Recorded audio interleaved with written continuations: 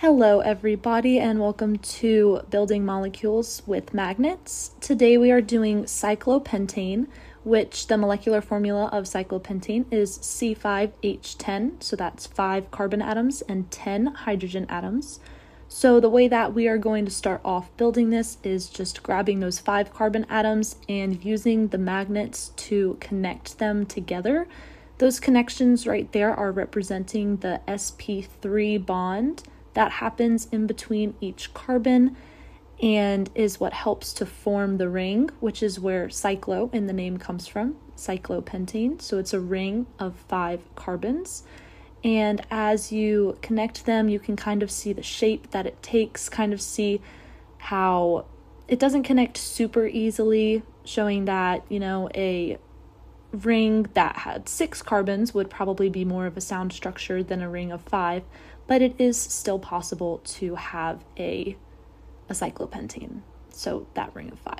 From here, we are going to take our hydrogen atoms, which are down at the bottom, as you can see, and we're going to pick those up and attach 2 to each of the carbons, because of the reason that each carbon is connected to 2 other carbons. So that has completed 2 out of the 4 total connections that a carbon requires to be as stable as possible. And so the hydrogens are accounting for that. So we're just going to go ahead and attach those into place. All right, there's most of them. Got a few more. And these bonds are also going to be, those sp3, those single bonds in between every carbon and every hydrogen. This entire molecule is full of only single bonds. This is cyclopentane, C5H10, all single bonds. And yes, as you can see, pointing out each of the 5 carbons. And you can also note that it is symmetrical, meaning that all of the carbons are the same, so there's only like one kind of carbon and one kind of hydrogen on each due to that symmetry. Now we're going to look at the PowerPoint slide with some stats of cyclopentane.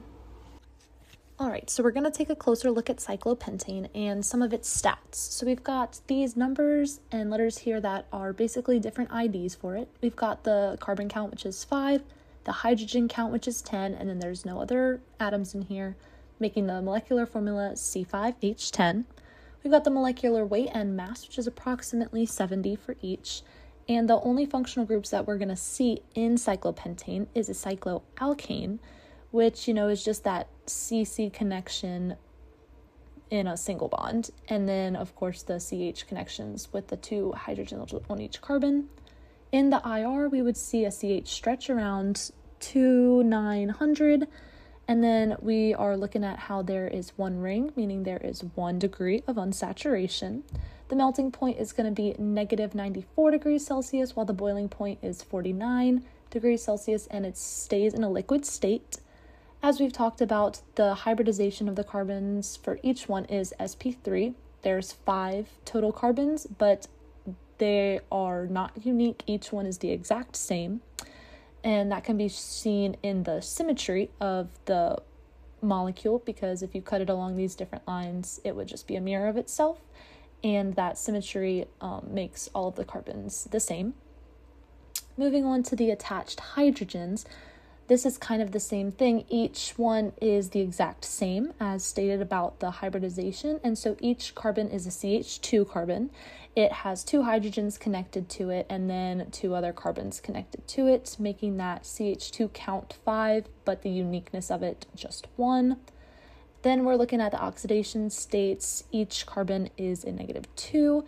And for societal use, it's usually used as blowing agents for insulation, nonpolar solvents, or refrigerant applications.